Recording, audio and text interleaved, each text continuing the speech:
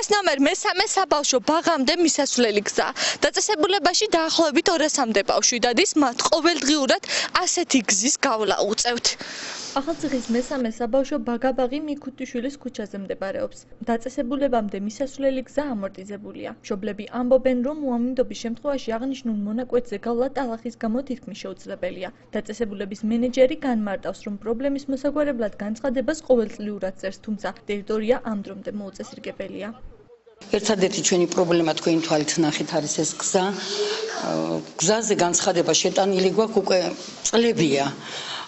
ამჟამად დაწყებით სამუშაოები დაწყებულია, გაასწორეს მთლიანად, მაგრამ დაემთხვა ისე რომ წვიმები იყო და ეს იყო მიზეზი იმისა, რომ ესეთი ტალახია და მშობლების დიდი უკმაყოფილება, მაგრამ რა ვქნა მე ვუხსნი მაგათ, რომ აი შესაძლოა ცოტა ხანით და ალბათ ყველაფერი მოწესრიგდება და გაკეთდება. ვერ გაივლი, ისეთი ტალახი დგას, ისეთი წყალი დგას. მე არ ვიცი, ასეთი არც ერთ სოფელში არ არსებობს, არც ერთ სოფელში. ვთხოვ, მარტო კოპაძეს კი არა და ყველას, ვისაც ეკუთვნის ეს გაკეთება, აუცილებლად უნდა გააკეთო, რომ ბავშვებს მიხედონ.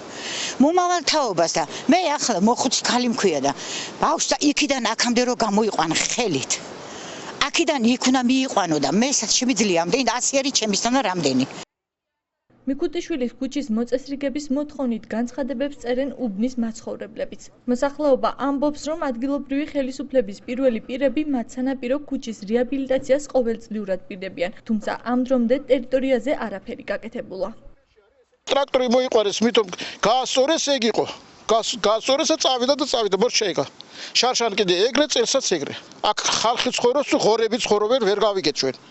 ესე იგი ჩვენ ღორი ვართ, რომ ესეთი ტალახში ერთი ვიღაც მოვიდეს, გაშინჯოს. თვითონ მოვა თუ არა ამ ქუჩაზე ფეხით. მიქუთიშვილის ქუჩის მაცხოვრებლების პრობლემა ცნობილია ადგილობრივი ხელისუფლების წარმომადგენელთათვის. ქალაქის მერი აღნიშნავს, რომ სანაპირო ქუჩა მთლიანად სარეაბილიტაციოა. გიორგი კოპაძის თქმით, ტერიტორიის მოწესრიგება მომავალი წლისათვის იგეგმება. მერის განმარტებით, ამ ეტაპზე აღნიშნულ მონაკვეთზე ქვეითად მოსიარულეთათვის ბილიკი გაკეთდება. ასეთი პრობლემები ბევრია ამ ქალაქში. ჩვენ მოსული ვართ 4 თვეა. 4 თვის განმავლობაში ბევრი მოვაგვარეთ. ეხლა ამ პრობლემასაც მივხედავთ და მოვაგვარებთ.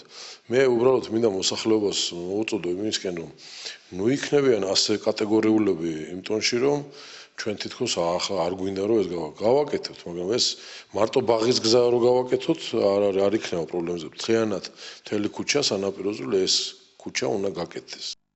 გიორგი კოპაძის თქმით, ტერიტორიის რეაბილიტაციისათვის თანხა რეგიონული განვითარებისა და ინფრასტრუქტურის სამინისტრომ უნდა გამოყოს. ქუჩაზე განსახორციელებელი სამუშაოების პროექტ ცენტრალურ უწყებას მერია გადაუგზავნის. ქალაქის თავი აღნიშნავს, რომ მისი მერობის პერიოდში ყველა ქუჩა და საუფლო გზა მაქსიმალურად გარემონტდება.